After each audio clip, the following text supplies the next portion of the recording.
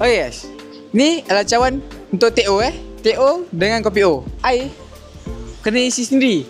Lebih tepatnya bancuh sendiri dekat sana ya. Jom. Ini adalah tempat bancuh air dia. Air teh dengan kopi O. Dan sini air cordial juga Hati-hati panas.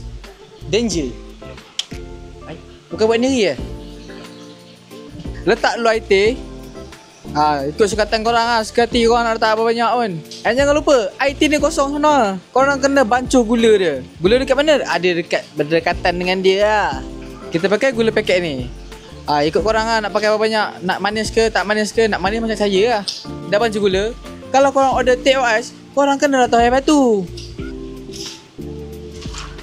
Jangan lupa kita disediakan sudu untuk korang bancuh kat sini.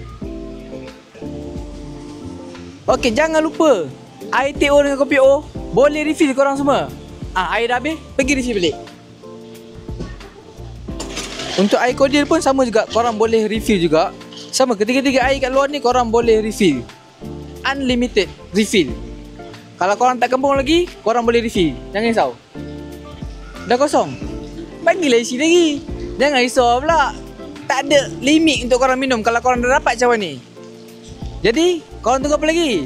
Like, follow, komen dan share untuk video seterusnya.